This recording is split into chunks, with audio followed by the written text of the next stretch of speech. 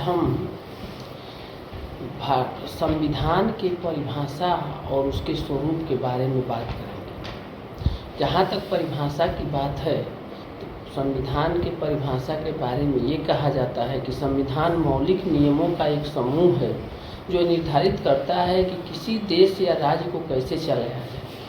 दूसरे शब्दों में कहें तो संविधान एक ऐसा दस्तावेज है जिससे शासन के तीनों अंग या सरकार के तीनों अंग शक्तियाँ ग्रहण करते हैं और उससे मार्ग निर्देशन पाते हैं। ये तो परिभाषा की बात है। अब आते हैं इसके स्वरूप के बारे में। तो संविधान को लिखित और अलिखित के तौर पर दो भागों में बांटा जाता है। लिखित संविधान को तो बारे में आप जानते हैं कि एक संविधान है, दस्तावेज है जिसे लिख दिया जाता है, उसको लिखित संविधान कहते हैं। अलिखित संविधान के तौर पर इंग्लैंड के संविधान का उदाहरण दिया जाता है कि इंग्लैंड का संविधान अलिखित संविधान है और वहाँ पर संविधान के तौर पर लिखित नियमों के तौर पर पूर्व में बिताए गए परंपराओं का सहारा लेकर सरकार या शासन के तीनों अंग मार्ग निर्देशन लेकर के कार्य करते हैं। तो इंग्लैंड में भी वही स्थिति है। कहने का मतलब कि परंपराओं को लिखा गया है, न कि ऐसे फला तरह की समस्या आई तो उस समय ये समाधान किया गया तो उस परंपरा बन गई। परंपराओं को लिखित तो वो भी है, हाँ, पहले से नहीं लिखी ऐसा होगा तो ऐसा होगा। तो ये तो हो गई लिखित और अलिखित की बात। अब बात करते हैं उसके स्वरूप के तौर पर। तो संविधान के 4 तरह के स्वरूप होते हैं। पहला होता है यूनिटरी, जिसमें कि शासन के सारे अंग केंद्र में निहित होते हैं, सेंट्रलाइज होते हैं, केंद्रित होते हैं और वहीं से कार्य करते हुए उसी से शक्तियाँ को ग्रहण करते हुए शासन व्यवस्था चलाई जाती है। तो ये तो वो भी उसका भी बेस्ट एग्जाम्पल इंग्लैंड ही है, जिसको कि ग्रेट ब्रिटेन भी कहते हैं। अब दूसरे स्वरूप के बारे में बात की जाए तो वो है परिसंघात्मक संविधान, जिसे फेडरल कॉन्स्टिट्यूशन भी कहते हैं। तो इसका एग्जाम्पल संयुक्त राज्य अमेरिका है। सबसे बेस्ट एग्जाम्पल के तौर पर संयुक्त राज्य अमेरिका, इंडिया, कनाडा को रखा जाता है। कुछ विद्वानों का मत है कि इंडिया का संविधान जो है फेडरल नहीं है पूरी तरह से।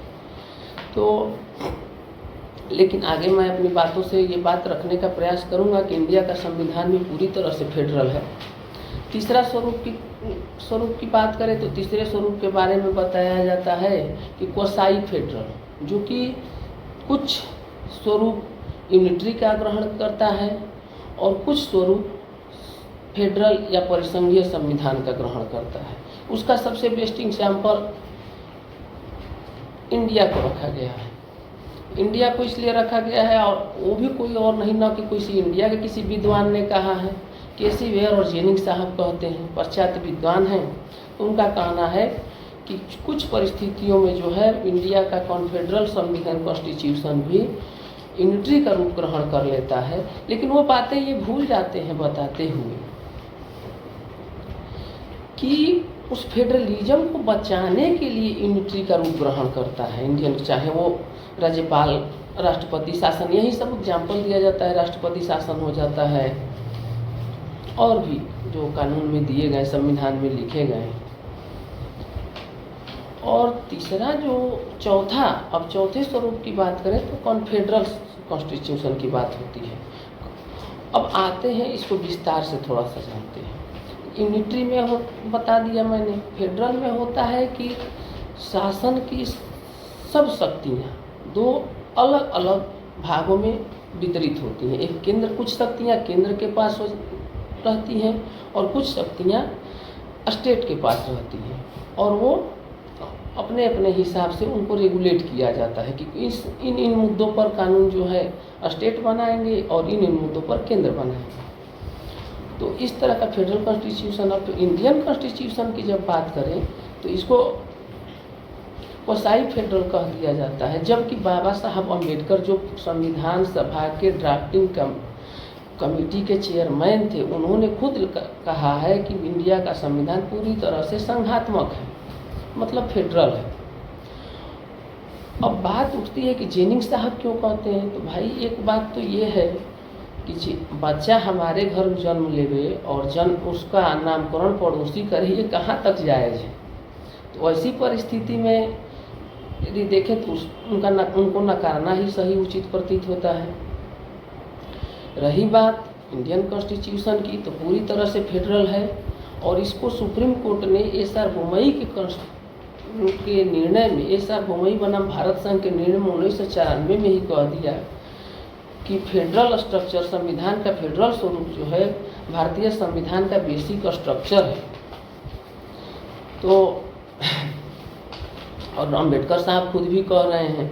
दूसरी बात, अब आते हैं कॉन्फेडरल स्ट्रक्चर पर। तो कॉन्फेडरल स्ट्रक्चर में होता ये है कि दो अलग अलग स्वतंत्र देश या संप्रभु स्टेट अलग अलग एक समझौते के तहत किन्हीं खास मुद्दों पर एकमत होते हैं, सहमत होते हैं कि हम इन मुद्दों पर एक राष्ट्र के रूप में कार्य करेंगे, न कि अलग अलग। जैसे कि उसका सबसे बेस्ट एग्जाम्पल यूनाइटेड किंगडम का है, जिसमें कि ग्रेट ब्रिटेन, वेल्स और स्कॉटलैंड, ये तीनों देश मिल करके एक यूनाइटेड किंगडम नाम के राष्ट्र बनाए, जो कि एक पूरी तरह से कॉन्फेडरेशन था। और आपको जान के ध्यान देने वाली बात है कि राज्य नहीं, राष्ट्र, दो स्वतंत्र संप्रभु राष्ट्र, दो या दो से अधिक मिलकर जब किसी बात को लेकर, किसी मुद्दे को लेकर के होते हैं, यहाँ तक कि उनके अपने स्वतंत्र विदेश संबंध भी स्थापित होते हैं